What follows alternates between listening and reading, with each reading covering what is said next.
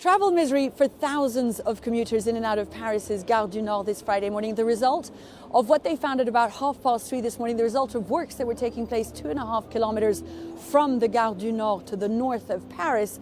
What they found was an unexploded World War II bomb, a 500-kilogram bomb, of which 200 kilograms were sheer explosives. Now, it's not unusual that they should find unexploded ordnance from World War II. It's fairly common in northern France, given the fighting that went on.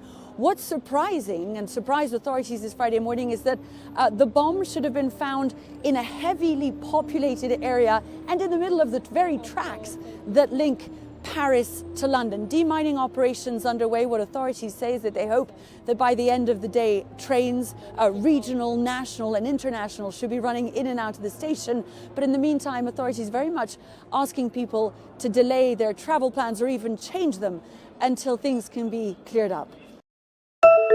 Naciones Unidas lamentó este viernes la decisión del Estado de Nicaragua de abandonar el Consejo de Derechos Humanos, tras un informe que señala al ejército de cometer presuntas ejecuciones extrajudiciales. Lamentamos profundamente la decisión soberana de Nicaragua de retirarse del Consejo de Derechos Humanos. La copresidenta de Nicaragua, Rosario Murillo, justificó la salida del Consejo de Naciones Unidas, tras calificar como falsos los informes sobre la situación de los derechos humanos en el país. Nicaragua transmite su decisión soberana de retirarse del Consejo de Derechos Humanos y de toda actividad relacionada con este Consejo y todos sus mecanismos satélites. Organismos de derechos humanos denuncian que el Estado de Nicaragua busca evadir responsabilidades ante los foros internacionales. Salir de la fiscalización internacional, del sistema interamericano y a través del sistema universal de derechos humanos. Un grupo de expertos de Naciones Unidas ha recomendado a los países democráticos denunciar a Nicaragua ante tribunales internacionales. Deberían de abrir procesos en contra de funcionarios nicaragüenses señalados por la Comisión de Crímenes de Lesa Humanidad. Nicaragua está sumergida en una crisis de derechos humanos desde el año 2018, según Naciones Unidas. El grupo militante Hamas desestimó las amenazas del presidente Donald Trump y dice que se apega al acuerdo alcanzado el pasado mes de enero con Israel de un alto al fuego permanente que incluye la retirada de las tropas israelíes y la liberación de prisioneros palestinos. Pero Israel apoya lo que dice es un nuevo plan estadounidense para la segunda fase.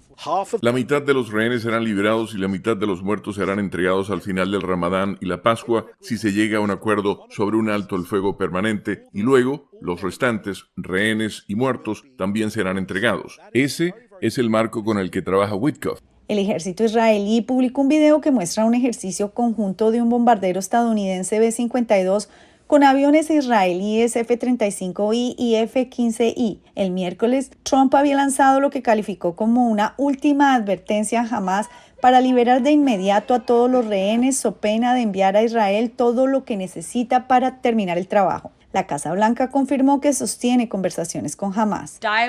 El diálogo y hablar con personas de todo el mundo para hacer lo que es mejor para el pueblo estadounidense es algo que el presidente ha demostrado. Es lo que él cree que es un esfuerzo de buena fe. Se cree que Hamas todavía mantiene a 24 rehenes y a 34 cuerpos. La primera fase de alto al fuego de 42 días culminó el 1 de marzo. Israel mantiene el bloqueo de suministros, lo que hace temer una hambruna en Gaza. Egipto dice que ya tiene listo un plan para su reconstrucción. Egipto cooperó con el Estado hermano de Palestina y las instituciones internacionales para desarrollar un plan integral y amplio para reconstruir la franja de Gaza sin desplazar a los palestinos, comenzando con operaciones de socorro urgentes. Desde Nueva York, Ángela González de La Voz de América para Telearuba.